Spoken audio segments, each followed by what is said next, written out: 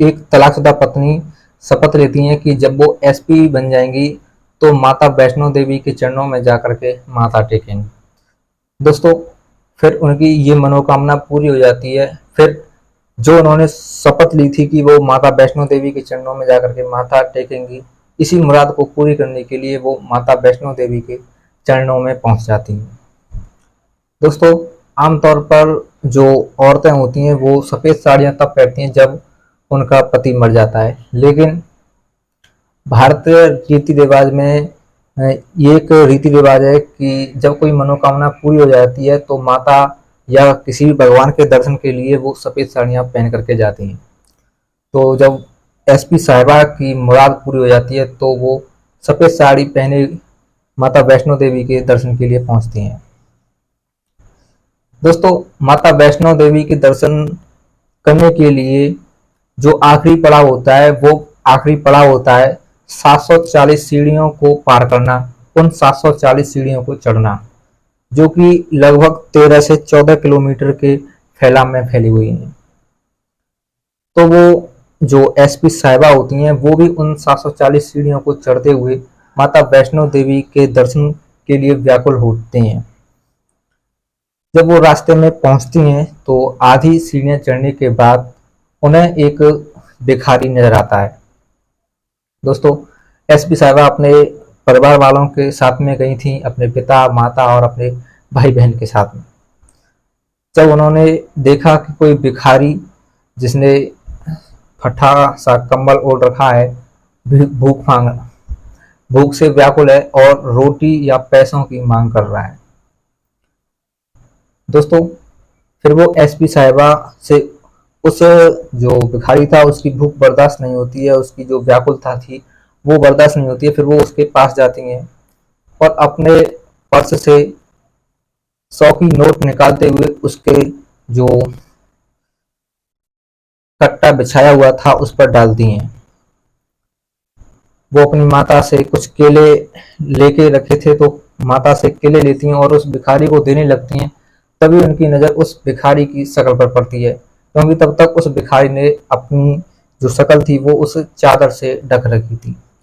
जब तलाकशुदा पत्नी उस भिखारी के चेहरे को देखती हैं तो चेहरे को देखने के बाद वो दंग रह जाती हैं। दोस्तों, उनके होश उड़ जाते हैं, लेकिन उनके चेहरे पर एक मानो खुशी सी आ जाती है, क्योंकि दोस्तों वो भिखारी कोई और नहीं बल्कि उनका तलाकशुदा पति था, जिससे उन्होंने आज से 4 साल पहले तलाक लिया था। नमस्कार, प्रणाम। क्राइम वार्ता के इस नए अध्याय में, नई कहानी में आपका स्वागत है। आज फिर एक ऐसी कहानी जिसमें दो पति पत्नी एक दूसरे से अलग हुए और पत्नी ने पति से अलग होने के बाद मेहनत की और मेहनत करने के बाद एसपी ऑफिसर बनी। आइए दोस्तों, जानते हैं पूरी कहानी विस्तार से, लेकिन वीडियो में आगे बढ़ने से पहले आपसे वही एक रिक्वेस्ट कि वीडियो को थोड़ा सा लाइक कर दीजिए और अगर चैनल पर पहली बार आए तो चैनल को भी सब्सक्राइब कर लीजिए, जिससे कि मेरा मनोबल बना रहे। वीडियो को थोड़ा सा शेयर भी कर दीजिए, जिससे कि जो कहानी है वो और दर्शकों तक पहुंचे। चलिए दोस्तों, कहानी शुरू करते हैं। दोस्तों, जब एसपी साहिबा ने अपने उस तलाकशुदा पति को देखा कि वो भिखारी बना बैठा माता रानी के चरणों में सीढ़ियों पर बैठा हुआ है, तो उनसे उसका दर्द सहा नहीं जाता है। उनकी आंखों में आंसू आ जाते हैं और फिर वो अपने उस तलाकशुदा पति से पूछती हैं, कहती हैं कि आप यहाँ और इस हालत में आप यहाँ भीख मांग रहे हो। दोस्तों, जो भिखारी होता है वो मैडम साहिबा को जवाब नहीं देता है। दोस्तों, उस भिखारी की हालत एक पागल के समान थी, वो पागल हो चुका था, लेकिन एसपी साहिबा को पता नहीं था कि ये पागल भिखारी है। वो उससे कुछ देर तक बातचीत करती हैं, लेकिन एक भी प्रश्न का उत्तर नहीं देता है वो पागल भिखारी। अब एसपी साहिबा को शक होने लगता है और वो रोने लगती हैं। फिर वो अपने माता पिता से कहती हैं कि माता पिता, आइए जरा आकर के आप बातचीत कीजिए, मेरी तो ये बात ही को नहीं सुन रहे हैं। फिर माता पिता आते हैं, बातचीत करते हैं, लेकिन माता पिता की भी बात को नहीं सुनता है। दोस्तों, ये जो पागल भिखारी था, इसका नाम रोहित था, और जो एसपी साहिबा थी, इनका नाम सविता गुप्ता था। रोहित गुप्ता और सपना गुप्ता दोनों की जो शादी हुई थी वो इनके माता पिता की मर्जी से हुई थी।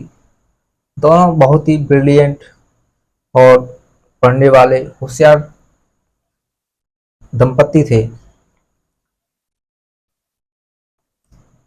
जीनियस था रोहित गुप्ता, एक तरह से अपनी क्लास में हमेशा अव्वल आता था। उसने मेहनत की, और उसने इतनी मेहनत की, वो अपनी मेहनत से एक काबिल इंजीनियर बन बैठा। महीने की 60 से 80 हजार उसकी पगार थी। उसकी जो पत्नी थी सविता गुप्ता, वो भी एक पढ़ी लिखी थी, और उनका सपना था कि वो एक एसपी ऑफिसर बने। दोस्तों, उन दोनों की जो गाड़ी थी वो पटरी पर थी, यानी कि कुल मिलाकर उनका जो जीवन था वो बहुत ही अच्छे से चल रहा था। इंजीनियर था तो 60 से 80 हजार रुपये कमाता और अपनी पत्नी को खुश रखता।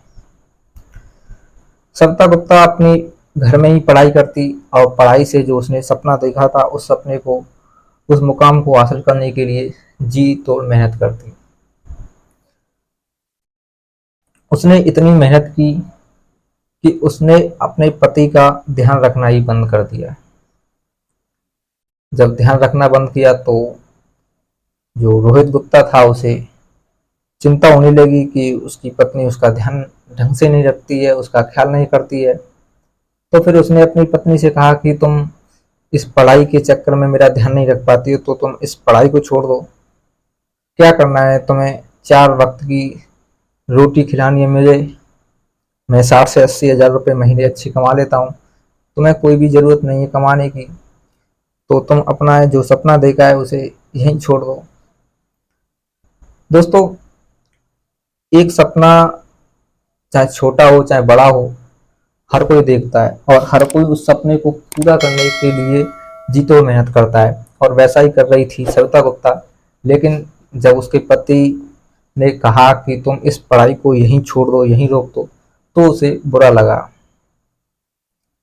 फिर उसने अपने पति से कहा कि मुझे माफ कर दीजिए, जो मैंने अपनी पढ़ाई के चक्कर में आपकी ओर ध्यान देना कम कर दिया।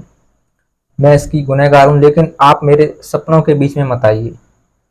मैंने जो सपने देखे हैं, मैं उन सपनों को साकार करना चाहती हूँ। दोस्तों, अब सपने की बात जब रोहित गुप्ता ने सुनी, तो वो पढ़ा लिखा था, तो उसने माना कि सपने हर कोई देखता है और हर कोई उसे पूरा करने की कोशिश करता है, तो उसे छोड़ दे देता है कि तुम ठीक है, तुम अपना पढ़ाई करो और जी तोड़ मेहनत करो, और जो तुमने सपना देखा है उसे पूरा करो। अब दोस्तों, पूरी छूट मिल चुकी थी सपना गुप्ता को, तो वो मेहनत करती है। जैसे ही एसपी का जो फॉर्म आता है, तो फॉर्म को भरती है। फॉर्म भरने के 2-3 महीने बाद ही एग्जाम होता है, एग्जाम भी देती है।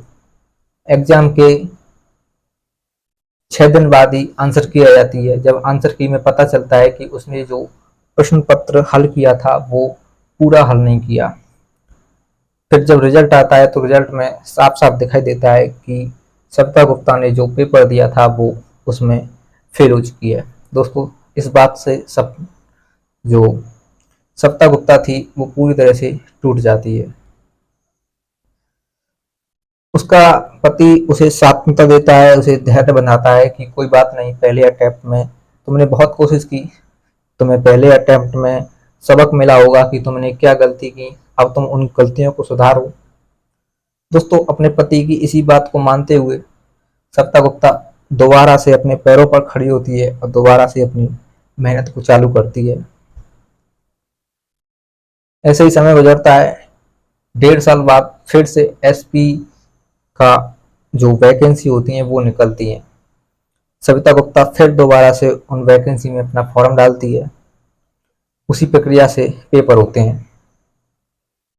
पेपर जब होते हैं तो रिजल्ट आता है। रिजल्ट आने के बाद एक बार फिर वही नतीजा होता है, सविता गुप्ता फेल हो जाती है। अब सविता गुप्ता जब फेल होती है तो पूरी तरह से टूट जाती है।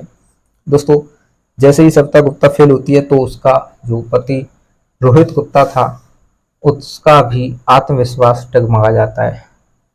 अब उसे अपने पत्नी के ऊपर से जो विश्वास था वो हटने लगता है। वो सोचने लगता है कि उसकी पत्नी पढ़ाई लिखाई नहीं करती है, इसीलिए वो अपने लक्ष्य तक नहीं पहुंच पा रही है।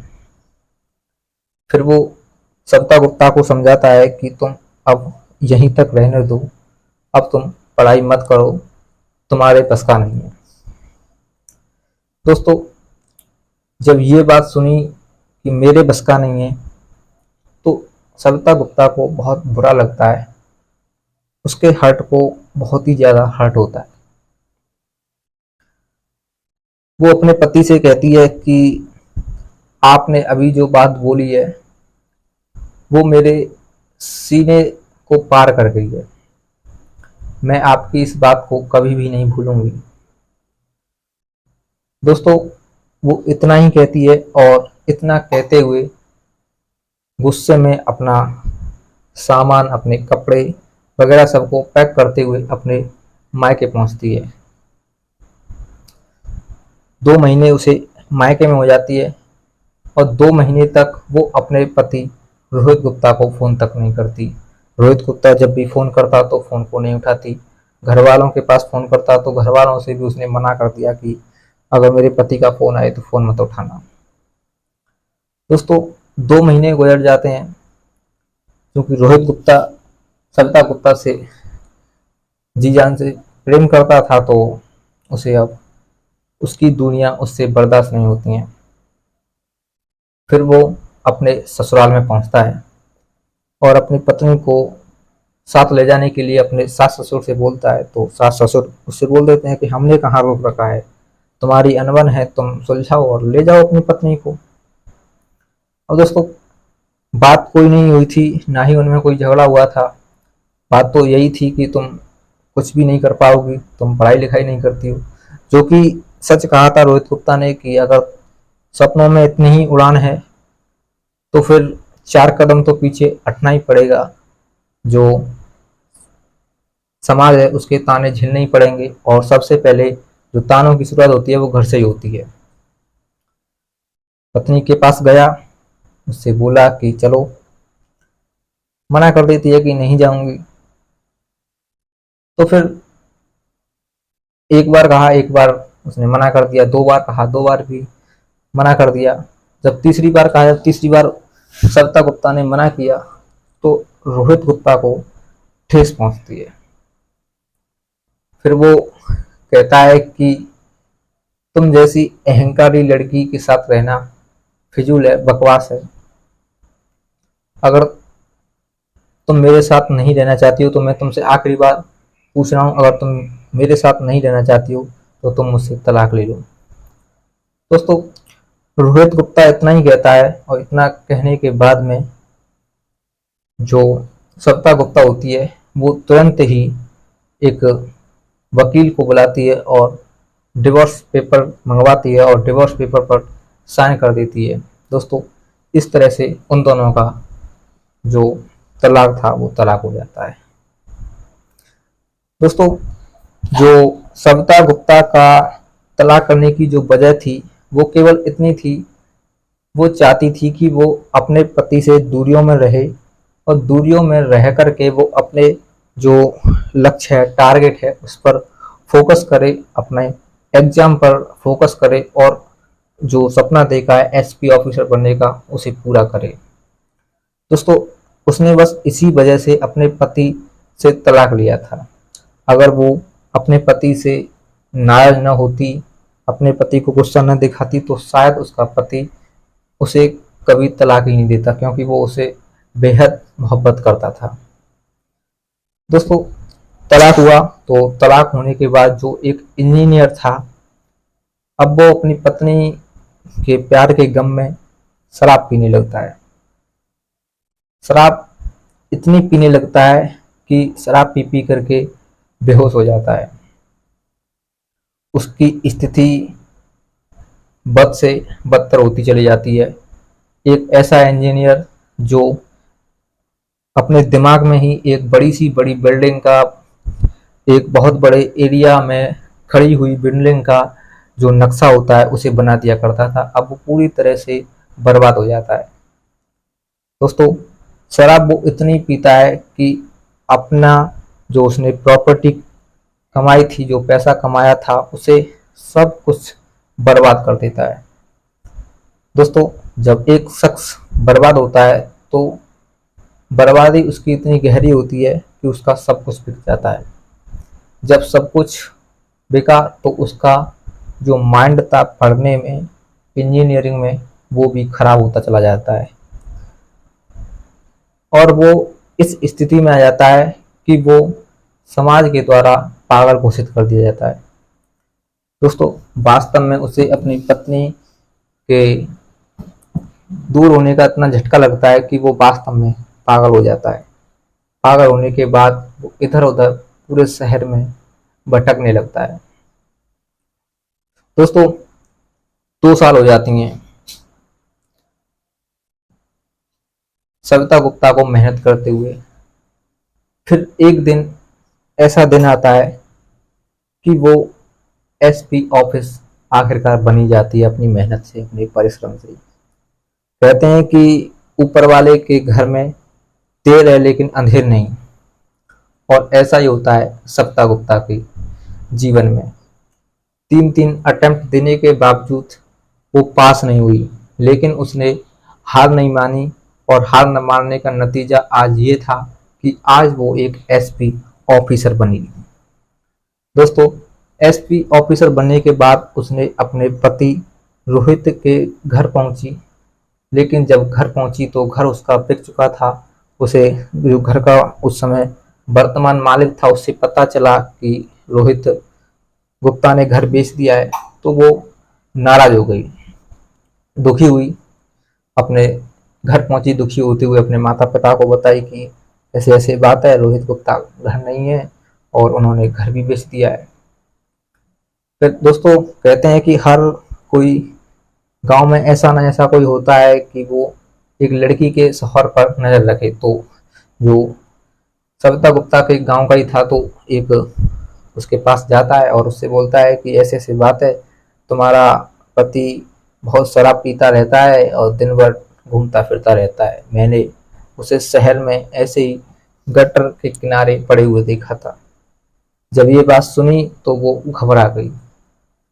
दोस्तों, अब रोहित गुप्ता जो था वो तो पागल हो चुका था और इधर उधर से ही भटकता रहता था।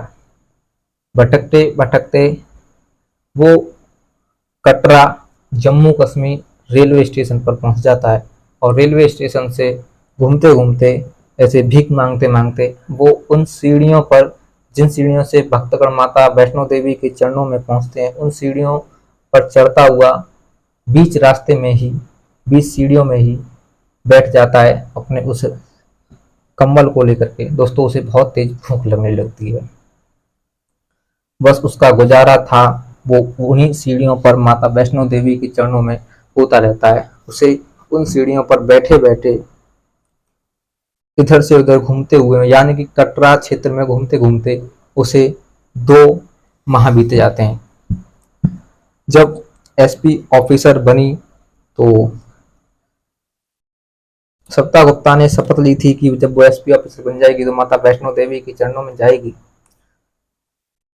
एक तरफ उसे अपने पति की जुदाई का दर्द और एक तरफ अपने एसपी ऑफिसर बनने की खुशी, दोनों को अगर तराजू में तोला जाए तो उसकी जो खुशी थी एसपी ऑफिसर बनने की वो कहीं ज्यादा थी, यानी कि वो पल्ला भारी था, झुका हुआ था। तो वो जब एसपी ऑफिसर बनी तो अपने माता पिता के साथ, अपने बहन भाइयों के साथ कटरा जम्मू माता वैष्णो देवी के दर्शन करने के लिए पहुंचती है। दोस्तों, जम्मू कश्मीर में सीढ़ियों को चढ़ते हुए कटरा से जब माता वैष्णो देवी के दर्शन करने के लिए सविता गुप्ता पहुंची। आधे रास्ते में तो उसे एक भिखारी नजर आता है। भिखारी कोई और नहीं बल्कि उसका तलाकशुदा पति रोहित गुप्ता होता है। रोहित गुप्ता को देखने के बाद उसकी आंखों से आंसू झलकने लगते हैं। वो 20 सीढ़ियों पर ही रोने लगती है। अपने माता पिता से कहती है कि माँ बाबूजी देखिए जरा इनकी कैसी हालत है। मैंने इन्हें कहाँ कहाँ नहीं देखा और ये यहाँ है कि भीख मांग रहे हैं। उसने अपने जो पति था उसे समझाया कि वो उसकी तलाकशुदा पत्नी है, लेकिन दोस्तों सुनता कैसे, वो तो पागल हो चुका था। फिर उसने अपने माता पिता भाई बहनों से कहा कि इन्हें अपने साथ ले चलिए, माता वैष्णो देवी के चरणों में माथा टिकवाइए, जो ये हैं वो ठीक हो जाएंगे माता रानी की कृपा से। जब माता रानी की कृपा से हमें यहाँ मिले हैं तो माता रानी ही सही करेंगी। तो दोस्तों उस भिखारी पागल पति को तलाकशुदा पत्नी एसपी साहिबा अपने साथ लेकर के माता रानी के दर्शन करने के लिए पहुंचती हैं। माता रानी के चरणों में पहुंचती हैं, माथा टेकती हैं, हाथ पैर जो पूजा होती है उसे करती हैं। रोहित से भी माता रानी के हाथ पैर जुड़वाती हैं और उनके पूजा अर्चना करवाती हैं। दोस्तों पूजा अर्चना करने के बाद जब वो घर लौट आती हैं तो रोहित का इलाज शुरू करवाती हैं। इलाज होता है, डॉक्टर उसका इलाज करते हैं। दोस्तों रोहित गुप्ता को सही होने में 5 महीने का समय लग जाता है और 5 महीने के बाद वो एकदम पूरी तरह से सही हो जाता है। एसपी साहिबा जब अपने ऑफिस में होती हैं, एसपी भवन में होती हैं, तो उन पर फोन आता है, फोन जाता है डॉक्टर का कि जो रोहित गुप्ता हैं वो पूरी तरह से सही हो चुके हैं, अगर आप चाहें तो आप उनसे मिल सकती हैं। दोस्तों इस बात को सुनने के बाद में एसपी साहिबा खुशी से झूम उठती हैं। उनकी जो खुशी होती है उसका कोई ठिकाना नहीं होता है। वो एसपी भवन से अपने गाड़ी में बैठकर तुरंत ही उस हॉस्पिटल के लिए निकल पड़ती हैं और जब वो उस कमरे में, जिस कमरे में उनका तलाकशुदा पति रोहित एडमिट था, उसमें पहुंचती हैं तो पहुंचने के बाद में रोहित को अपने पुराने पति के रूप में देखती हैं तो देखने के बाद चौंक जाती हैं। दोस्तों जैसे ही एसपी साहिबा कमरे में घुसी तो उन पर रोहित की नज़र पड़ती है और रोहित की जब नज़र पड़ती है तो उन्हें देखकर वो दंग रह जाता है, क्योंकि दोस्तों अब वो एक साधारण महिला नहीं थी बल्कि अब एक वो एसपी साहिबा थी। एसपी साहिबा को देखा रोहित ने तो रोहित दंग रह गया। थोड़ा उसके माथे से पसीना आने लगा, थोड़ा शर्म आया। एसपी साहिबा उसके पास आई और उसका हाथ पकड़ते हुए, उसके हाथ को अपने हाथ में लेते हुए बोली कि ठीक हो रोहित तुम अब? कहता है कि जी मैडम साहिबा ठीक हूँ। कहती है कि तुम्हारी ऐसी हालत कैसे हुई रोहित? तुम तो अच्छे इंजीनियर थे, अच्छी जान पहचान थी तुम्हारी, ऐसे ही क्या स्थिति हुई? बोलता है कि आपके जाने के बाद हमने शराब पीना चालू कर दिया और शराब पी पी कर हमारी ऐसी दुर्दशा हो गई कि हम अपना होश गंवा बैठे, और जब हम अपना होश गंवा बैठे तो हमने अपनी सारी जायदाद, अपनी प्रॉपर्टी, सब कुछ जुए में और शराब में ही उड़ा दिया। फिर हम पागल हो गए और पागल होने के बाद पता नहीं हम कहाँ कहाँ घूमे, कहाँ कहाँ भटके, और आज जब हमने शराब पी थी, जब हमने सारी प्रॉपर्टी बेच दी थी, सारी प्रॉपर्टी जुए में हार चुके थे, उस दिन के बाद हमें आज होश आया है कि हम यहाँ इस हॉस्पिटल में एडमिट थे।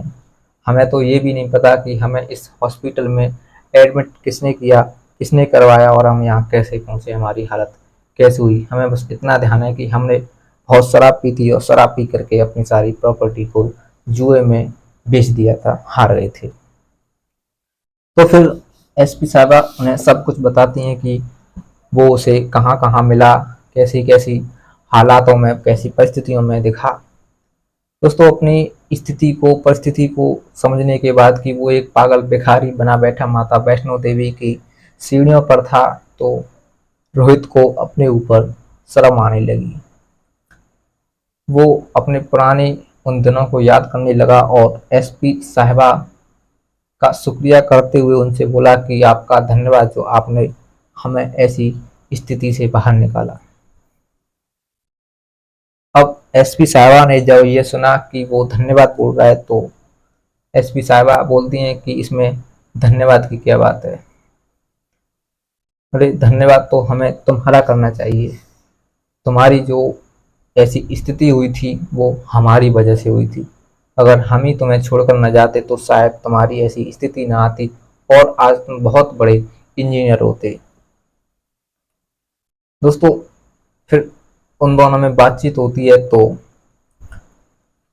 रोहित बोलता है कि अगर इतना ही प्रेम था हमसे तो हमसे तुम दूरियों में क्यों रही, हमसे तुमने तलाक क्यों लिया। बोलती है कि हमारे एक मित्र ने बताया कि हम तुम्हारे साथ रहेंगे तो हम अपना पूरा फोकस अपने पेपर पर नहीं कर पाएंगे, अपनी नौकरी पर नहीं कर पाएंगे, इसीलिए हमने उस दोस्त की बात मानी और हमने आपसे दूरियों में रहना शुरू किया। रोहित बोलता है कि अगर तुम्हें दूरियों में ही रहना था तो हमसे एक बार बोल दिया होता, हम खुशी खुशी तुमसे दूर हो जाते, ये तलाक लेने की क्या जरूरत थी। बोलती है कि अगर हम तुमसे तलाक न लेते तो हमको भी ये फील होता कि आप हमारे पास हैं, आप हमारे पति हैं, और हम बिना सोचे समझे आपके पास आ जाते और अपनी मेहनत नहीं कर पाते। इसीलिए हमने उन डॉक्यूमेंट को एक प्रूफ रखा कि हम दोनों का तलाक हो गया है और हम अब एक दूसरे के साथ नहीं रह सकते हैं। इसीलिए मैंने तलाक लिया और तलाक लेने के बाद मैंने जी तोड़ मेहनत की और मेहनत करने के बाद आज आपके सामने आपके आशीर्वाद से, भगवान के आशीर्वाद से एसपी ऑफिसर हूँ। दोस्तों इन सब बातों को जब सुना रोहित ने तो उसकी आंखों से आंसू आने लगे। बोलता है कि पगली, अगर तुमने एक बार बोल दिया होता तो मैं एक जन्म तो क्या, एक वर्ष तो क्या, मैं तुमसे 7 जन्म के लिए दूरियों में रह लेता तुम्हारी खुशी की खातिर। इन बातों को सुनने के बाद में फिर सविता गुप्ता की आंखों से भी आंसू आ जाने लगते हैं। दोनों उस हॉस्पिटल में ही, उस कमरे में ही रोने लगते हैं खुशी के आंसुओं को लेकर के। फिर रोहित गुप्ता एसपी साहिबा से कहता है कि अब तो तुम एसपी बन गई हो, तुम्हारा सपना साकार हो गया है, क्या अब तुम हमारी लाइफ में दोबारा आओगी या नहीं आओगी कि तुम आज एसपी ऑफिसर बन गई हो और हम एक छोटी मोटी हैसियत वाले पता नहीं कौन है। तो बोलती है कि आप आज जो कुछ भी हो वो हमारी मर्जी से हो, हमारी वजह से हो, और हम अपनी इस गलती को मिटाना चाहेंगे, इस गलती का प्रायश्चित करना चाहेंगे।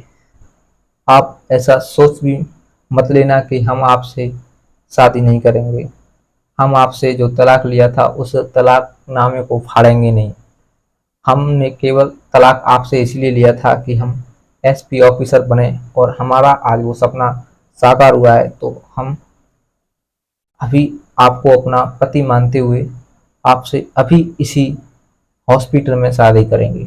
दोस्तों इसके बाद दोनों एक दूसरे से शादी कर लेते हैं। जयमाला पहना करके रोहित सविता की मांग में सिंदूर भर देता है। दोस्तों दोनों हॉस्पिटल में ही एक दूसरे से शादी कर लेते हैं और अपनी लाइफ को आगे एंजॉय करते हैं। तो दोस्तों कैसी लगी कहानी? अगर कहानी अच्छी लगी हो तो वीडियो को लाइक कर दीजिए, और अगर चैनल को पहली बार विजिट कर रहे हैं तो चैनल को भी सब्सक्राइब कर लीजिए, जिससे कि मेरा मनोबल बना रहे और मैं आपके लिए ऐसी सच्ची सच्ची कहानियां लाता रहूं। दोस्तों इस कहानी के द्वारा मैं आप सभी से केवल यही कहना चाहूँगा कि सपना सपना होता है और सपना देखने का अधिकार सबके पास होता है। हर कोई अपने सपने को पूरा करना चाहता है, तो आप किसी के सपने के बीच में रोड़ा ना बने, क्योंकि आप अगर उसके सपनों के बीच में आएंगे तो शायद हो सकता है उसका सपना टूट जाए या वो अपने सपने को पूरा करने की खातिर थोड़ा कमजोर पड़ जाए। तो आपसे बस यही रिक्वेस्ट है कि किसी के सपने में रोड़ा ना बने, बल्कि उसका सहारा बनकर उसे मजबूत इरादा दें और उसका साथ दें कि वो जो सपना देख रहा है उसे पूरा कर सकता है। तो दोस्तों, इन्हीं शब्दों के साथ आपसे विदा लेना चाहूंगा। मिलूंगा ऐसी अगली सच्ची कहानी के साथ। तब तक के लिए जय हिंद, जय भारत।